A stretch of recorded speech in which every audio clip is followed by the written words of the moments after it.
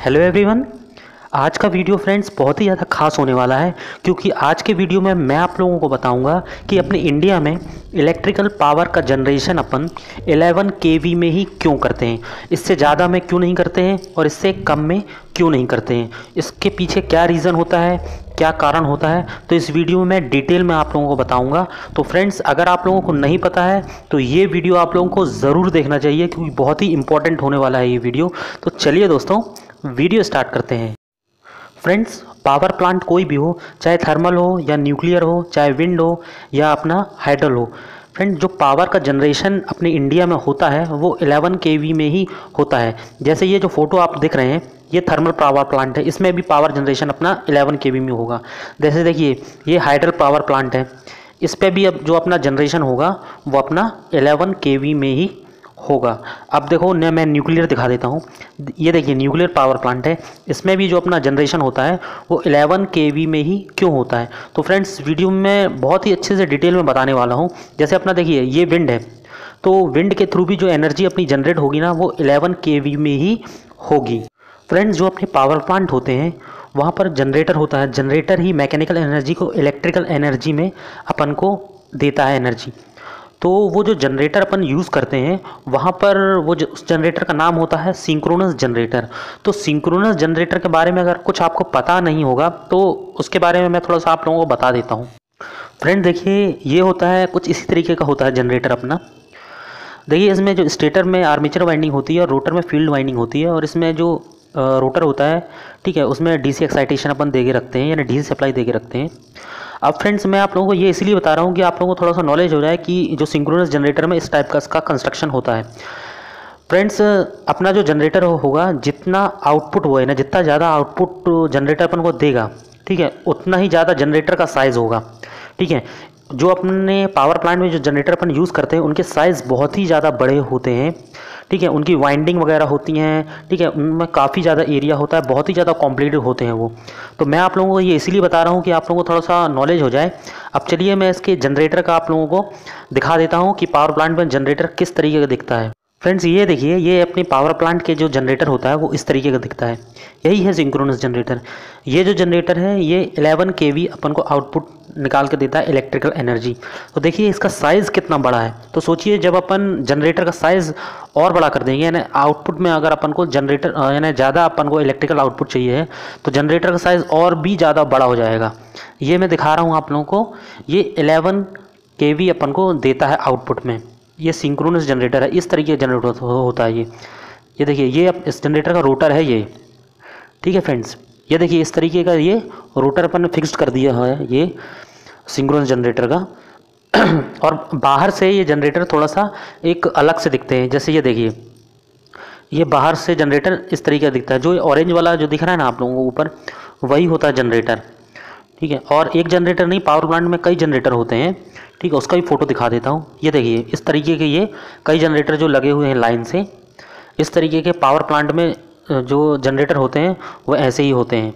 Friends, जो generator का size होता है वो डिपेंड करता है कि कितने केवी वो अपन को आउटपुट निकाल के दे रहा है। ये जो जनरेटर है ये 11 केवी अपन को आउटपुट देता है। ठीक है, तो सोचिए कि इसका साइज़ कितना बड़ा होगा। अगर अपन जनरेटर का साइज़ अगर बड़ा कर देंगे, यानी उसका अपन का रेटिंग अगर अपन बड़ा कर देंगे, यानी अपन को ज़्यादा आउटपुट चाहिए है जनरेटर से, तो उसका साइज़ भी अपन को बड़ा करना पड़ेगा। फ्रेंड्स, ये मैं आप लोगों को इसीलिए बता रहा हूँ क्योंकि आप लोगों को थोड़ा सा नॉलेज हो जाए कि जनरेटर का साइज़ 11 केवी के लिए इतना हो सकता है, तो 11 केवी से ज़्यादा के लिए जनरेटर का साइज़ और भी ज़्यादा बड़ा होगा, तो वो बहुत ही ज़्यादा कॉम्प्लिकेटेड हो जाएगा। चलिए फ्रेंड्स, अब अपन देख लेते हैं जो अपने पावर प्लांट में जो जनरेटर अपना 11 केवी अपन का आउटपुट देता है वो उसका सिस्टम क्या होता है। जैसे देखिए फ्रेंड्स, इस डायग्राम में ऊपर देखिए आप, दो जनरेटिंग स्टेशन के थ्रू अपन ने 11 केवी जनरेट किया, उसके बाद ट्रांसफार्मर के थ्रू स्टेप अप कर देते हैं वोल्टेज, क्योंकि ट्रांसमिशन लाइन में जितना ज़्यादा वोल्टेज ज़्यादा होगा उतने ज़्यादा लॉसेस कम होंगे। उसके बाद देखिए ये ट्रांसमिशन लाइन नीचे आ गई है, इससे अपन स्टेप डाउन कर देते हैं। फिर कर दिया अपने स्टेप डाउन, कितने में स्टेप डाउन किया अपन ने, 132 में। ठीक है, 132 में अपन ने स्टेप डाउन कर दिया। फिर उसके बाद एक ट्रांसफार्मर और लगा दिया, फिर स्टेप डाउन कर दिया, यानी 132 को वो 11 केवी में अपन ने कन्वर्ट कर दिया। अब 11 केवी में कन्वर्ट करने के बाद फिर अपने डिस्ट्रीब्यूशन में अपना आ गया है ये ट्रांसफार्मर। ठीक है, डिस्ट्रीब्यूशन ट्रांसफार्मर आ गई है सप्लाई, फिर डिस्ट्रीब्यूशन ट्रांसफार्मर 11 kV को 230 वोल्ट और 400 वोल्ट में कन्वर्ट करके अपने घर तक आ जाता है। तो कहने का मतलब मैंने ये है कि जो जनरेटिंग स्टेशन से अपना 11 kV अपन ने जनरेट किया, ठीक है, उसको अपन ने पहले स्टेप अप कर दिया था, फिर उसके बाद अपन ने स्टेप डाउन करके अपन घर तक ले आए हैं। तो फ्रेंड्स, जो अपन ने 11 kV जो जनरेट किया था, तो ये सिस्टम अपना जनरेशन के लिए और अपने ट्रांसमिशन से लेकर डिस्ट्रीब्यूशन तक के लिए बहुत ही ज़्यादा इकोनॉमिक रहा। अब अपन देख लेते हैं कि 11 kV से कम का जनरेशन करेंगे तो क्या इफ़ेक्ट होगा, या 11 kV से ज़्यादा का जनरेशन अपन करते हैं तो क्या इफ़ेक्ट होगा। फ्रेंड्स, ये देखिए, ये मैंने बना के रखा हुआ है, इससे आप लोगों को क्लियर हो जाएगा बिल्कुल भी कि अपन कम 11 kV से कम जनरेशन करेंगे तो क्या होगा। जैसे देखिए, अपन 11 kV से कम का जनरेशन करते हैं, मान लो 1 kV का जनरेशन अपन ने किया है, तो अपना जनरेशन तो हो गया 1 kV का, ठीक है। तो अपन को यहाँ पर अपना जो जनरेटर है वो भी छोटा जनरेटर से काम चल जाएगा अपना, क्योंकि अपन को 1 kV का जनरेशन करना है, ठीक है। अब अपन को ट्रांसमिशन लाइन में, ठीक है, इसको जो वोल्टेज है अपना उसको ट्रांसमिट करना है, तो उसके लिए अपन को क्या करना पड़ेगा, वोल्टेज को बढ़ाना पड़ेगा। अब वोल्टेज को बढ़ाने के लिए जो ट्रांसफार्मर जो यहाँ पर लगते हैं अपने जनरेटिंग पावर प्लांट के पास, क्योंकि वो कम वोल्टेज को बहुत ही ज़्यादा वोल्टेज में कन्वर्ट कर देते हैं, ठीक है, तो वो ट्रांसफार्मर बहुत ही ज़्यादा महंगे आते हैं, ठीक है, और उसका कॉस्ट इतना ज़्यादा होता है, ठीक है, कि जो अपने नॉर्मल जो ट्रांसफार्मर है उससे कॉस्ट उसके बहुत ज़्यादा होते हैं। अब देखिए, मान लो 1 kV का जनरेशन किया था, तो 1 kV को पहले अपन को 11 kV में कन्वर्ट करना पड़ेगा, ठीक है, फिर 11 kV को फिर 132 kV में कन्वर्ट करना पड़ेगा ट्रांसफार्मर से, ठीक है, फिर 132 kV को 220 kV में कन्वर्ट करना पड़ेगा, फिर 220 को 500 kV में कन्वर्ट करना पड़ेगा।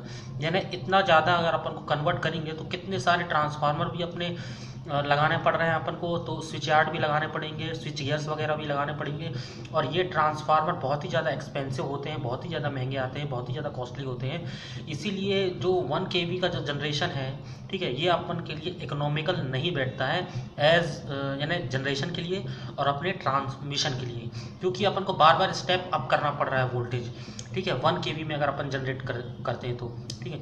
अब अपन जैसे 11 kV में जनरेट कर रहे हैं अपन, तो 11 kV में जैसे जनरेट हुआ तो 11 kV को अपन ने डायरेक्ट 220 kV में जनरेट कर दिया अपन ने, ठीक है।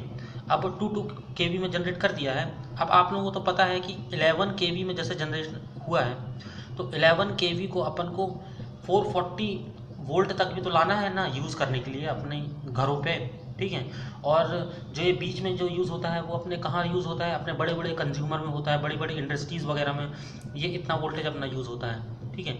अब जैसे देखिए 1 kV में, ठीक है, अपन ने किया था, तो इसको 1 kV को देखिए, सबसे पहले तो अपन ने 1 kV को, ठीक है, ज़्यादा वोल्टेज में कन्वर्ट किया था। अब इसको देखिए, अब अपन इसको स्टेप मान लो डाउन करेंगे, ठीक है, इतने ही वोल्टेज को, कितना टाइम लगेगा, कितने सारे ट्रांसफार्मर लगेंगे, ठीक है।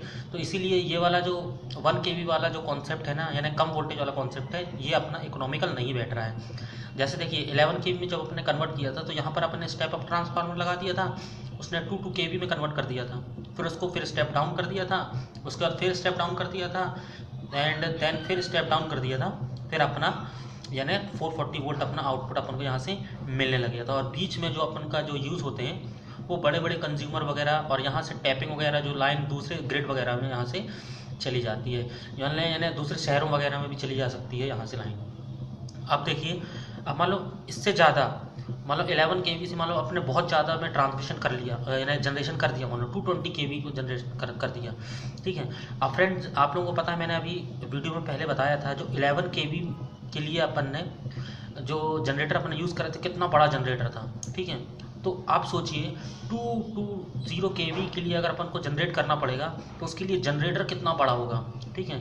वो इतना ज़्यादा कॉस्टली होगा कि यानी इकोनॉमिकल बिल्कुल भी नहीं बैठेगा वो अपने जनरेशन के लिए और ट्रांसमिशन के लिए, क्योंकि देखिए 2 kV को, ठीक है, अपन को कितने में कन्वर्ट करके लाना है, अपन को 440 वोल्ट तक अपन को कन्वर्ट करके लाना है, ठीक है, यूज़ करने के लिए। तो इसको सबसे पहले तो अपन को स्टेप डाउन करना पड़ेगा। अब जैसे देखिए, स्टेप डाउन अगर कर देंगे, ट्रांसमिशन लाइन हमेशा ज़्यादा वोल्टेज में होनी चाहिए, लेकिन अपन देखिए इसको हर जगह स्टेप डाउन कर रहे हैं। जैसे देखिए यहाँ इधर स्टेप डाउन कर दिया, इधर स्टेप डाउन कर दिया, फिर स्टेप डाउन कर दिया, ठीक ठीक है। तो ट्रांसमिशन लाइन में ही अपन ने स्टेप डाउन कर दिया तो लॉसेस तो यहाँ होने लगेंगे, ठीक है। इसीलिए 2 kV यानी ज़्यादा केवी का जनरेशन अपन नहीं करते हैं, क्योंकि इतने केवी का जनरेशन अगर अपन करेंगे तो एक तो जनरेटर का कॉस्ट बहुत ज़्यादा हो जाएगा, उसको चलाने में बहुत ही ज़्यादा यानी प्रॉब्लम होगी, और दूसरा उसको स्टेप डाउन करेंगे पहले।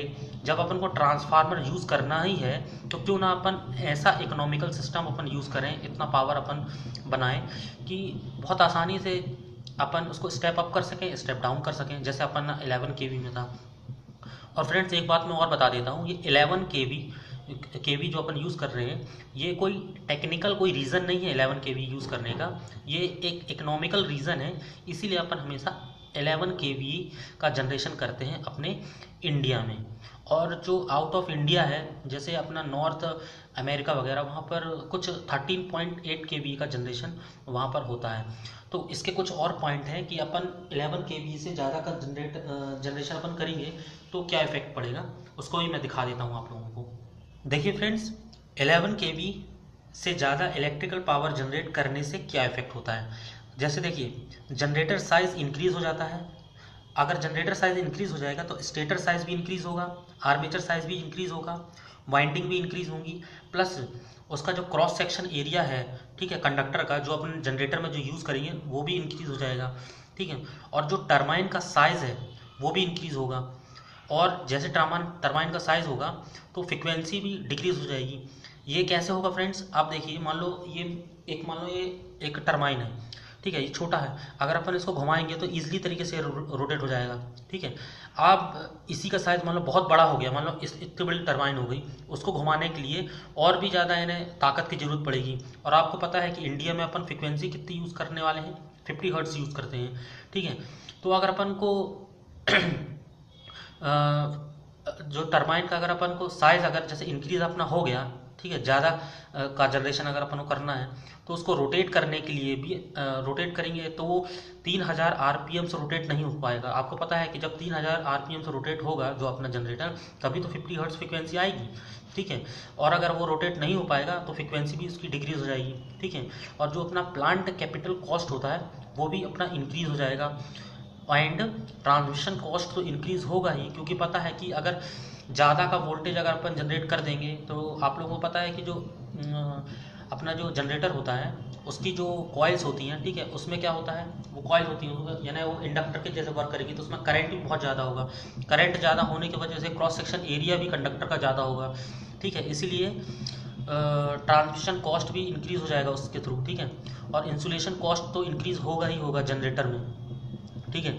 इन सब के इंक्रीज़ होने से ट्रांसफार्मर, स्विच गियर, इसके कॉस्ट भी अपने इंक्रीज़ होंगे। इसीलिए जो 11 kV का सिस्टम है बहुत ही ज़्यादा इकोनॉमिकल होता है अपने लिए, ठीक है। और 11 kV से ज़्यादा का अपन यूज़ करेंगे, ठीक है, जनरेशन करेंगे अगर अपन, तो देखिए ये इफ़ेक्ट अपन को पड़ते हैं। तो फ्रेंड्स जो अपना 11 kV का जो कॉन्सेप्ट है, ये कॉन्सेप्ट कोई ऐसा कोई टेक्निकल कोई इसका रीज़न नहीं है कि 11 kV क्यों लिया, क्योंकि 11 kV एक इकोनॉमिकल पड़ता है अपन लोगों को, किसमें लिए, जनरेशन के लिए भी और ट्रांसमिशन और डिस्ट्रीब्यूशन के लिए भी। इसीलिए हमेशा अपन इंडिया में 11 kV का जनरेशन करते हैं, और ज़्यादा का जनरेशन करेंगे तो इफ़ेक्ट आप लोगों को देख रहे हैं सामने। तो फ्रेंड्स इस वीडियो को देखने के बाद आप लोगों को नॉलेज हो गया होगा कि अपने इंडिया में अपन 11 kV का जनरेशन क्यों करते हैं और ज़्यादा का जनरेशन करते हैं तो क्या इफेक्ट होता है। तो फ्रेंड्स अगर वीडियो से अगर आपको नॉलेज मिला हो, कुछ सीखने को मिला हो, तो चैनल को सब्सक्राइब करिए, वीडियो को लाइक करिए, और हो सके तो अपने फ्रेंड लोग के साथ भी शेयर करिए। तो फ्रेंड्स मिलता हूँ आप लोगों से अगली वीडियो में, तब तक के लिए bye bye and take care.